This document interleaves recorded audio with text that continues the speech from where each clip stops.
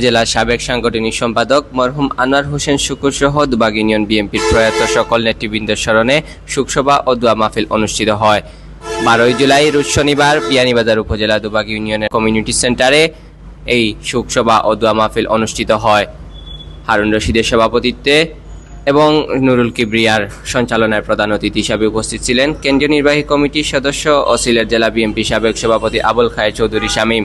বিশেষ অতিথি হিসাবে উপস্থিত ছিলেন বিয়ানীবাজার উপজেলা বিএনপির সভাপতি অ্যাডভোকেট আহমদ রেজা, বিয়ানীবাজার উপজেলা বিএনপির যুগ্ম সাধারণ সম্পাদক এম সাইফুর রহমান, দুবাগ ইউনিয়ন বিএনপির সিনিয়র সহসভাপতি সেলিম আহমদ, দেলোয়ার হোসেন সহসভাপতি বিয়ানীবাজার উপজেলা বিএনপি, আতাউর রহমান সহসভাপতি বিয়ানীবাজার উপজেলা বিএনপি, ওইদা আহমদ তালুকদার সহসভাপতি বিয়ানীবাজার উপজেলা বিএনপি, ফয়সাল উদ্দিন সহসভাপতি বিয়ানীবাজার উপজেলা বিএনপি, গিয়াসউদ্দিন সিনিয়র যুগ্ম সাধারণ সম্পাদক উপজেলা বিএনপি, জামিল আহমদ সহসাধারণ সম্পাদক উপজেলা বিএনপি, জাকারিয়া আহমদ প্রশিক্ষণ বিষয়ক সম্পাদক উপজেলা বিএনপি, জামিল আহমদ, মতিউর রহমান, সানু, আব্দুল গনি, আফসার আহমদ, শাহেদ আহমদ, তানবির আহমদ সহ উপজেলা বিএনপির নেতৃবৃন্দ। আমি অত্যন্ত আনন্দিত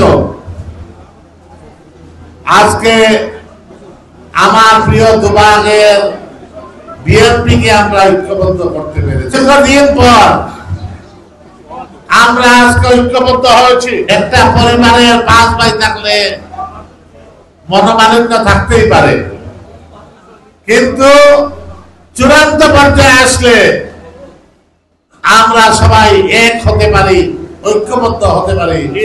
আজকের ঐক্যের মধ্য দিয়ে এটা প্রমাণ হচ্ছে।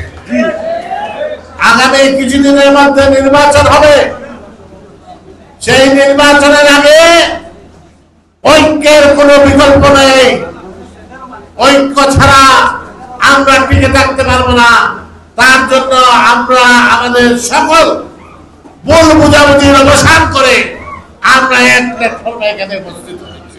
হাজার হাজার লক্ষ লক্ষ কোটি টাকা বাংলাদেশ থেকে পাচার করে দিয়েছে, যার জন্য আপনারা জানেন আমাদের রিজার্ভ তথ্য কমে গিয়েছিল। এই নতুন তত্ত্বাবধায়ক সরকার, অন্তর্বর্তীকালীন সরকার ক্ষমতায় আসার পর আস্তে আস্তে এগুলো পরিবর্তন হচ্ছে। এই সরকারকে আমরা সকল রাজনৈতিক দল মিলেমিশে ক্ষমতায় বসিয়েছি। আমরা তাদেরকে বলেছি যত তাড়াতাড়ি সম্ভব রাষ্ট্রীয় সংস্কার যেগুলো প্রয়োজন রয়েছে এইগুলা সংস্কার করে মানুষের যে আশা আকাঙ্ক্ষা, মানুষের যে ভোটের অধিকার, সেই ভোটের অধিকারকে ফিরিয়ে দেওয়ার জন্য অনতিবিলম্বে জাতীয় নির্বাচনের রোডম্যাপ ঘোষণা করতে হবে। এখন 5 আগস্টের পর বিএনপির অভাব নেই। আমরা যেদিকে তাকাই শুধু বিএনপি বিএনপি বিএনপি। প্রিয় সহযোদ্ধাগণ, প্রিয় বন্ধুগণ, এই নব্য বিএনপিদের ব্যাপারে আমাদেরকে সজাগ থাকতে হবে। এই নব্য বিএনপিরাই আমাদেরকে ডুবানোর কারণ হতে পারে একদিন। প্রিয় সহযোদ্ধাগণ, যারা 16-17 বছর আমাদের সাথে রাজপথে আন্দোলন করেছে, যারা নির্যাতনের শিকার হয়েছে, যারা জেল জুলুমের শিকার হয়েছে, আমরা তাদের নেতৃত্বে ঐক্যবদ্ধ, ঠিক কিনা? প্রিয় সহযোদ্ধাগণ, আমার প্রিয় নেতা দেশ নায়ক তারেক রহমান আমাদেরকে ঐক্যবদ্ধের জন্য শুধুই বলে যাচ্ছেন ঐক্যবদ্ধ বিএনপি, ঐক্যবদ্ধ বিএনপি, ঐক্যবদ্ধ বিএনপি। তার ধারাবাহিকতায় এই মঞ্চ আজকে প্রমাণ করে দুবাগ ইউনিয়নের সবাই আমরা ঐক্যবদ্ধ, ঠিক কিনা? আপনারা হাত তুলে বলেন আপনারা ঐক্যবদ্ধ কিনা?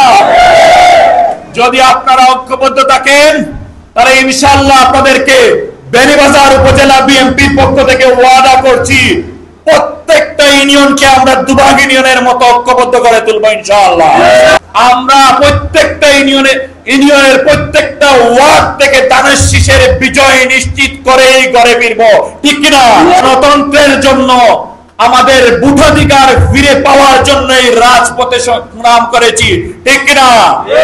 যদি আমরা রাজপথে সংগ্রাম করে থাকি গণতন্ত্রের জন্য, যদি আমরা সংগ্রাম করে থাকি নির্বাচিত সরকারের জন্য, যদি আমরা সংগ্রাম করে থাকি আমরা আমাদের নেতাকে ভোটাধিকার প্রয়োগ করার জন্য, তাহলে কিছু সংখ্যক মানুষের এখন গণতন্ত্রের জন্য হাহাকার। গণতন্ত্রকে তারা ভয় পায় কিনা? অনুষ্ঠানে দোয়ার মাধ্যমে সমাপ্তি ঘোষণা করা হয়। तमाम नेताकर्मी আমরা বিদ্যুৎ সমস্ত নেতাকর্মী আপনারা तमाम রে নাকি হায়াতে তৈবা দান Sayem Ahmed, desk report, ATV.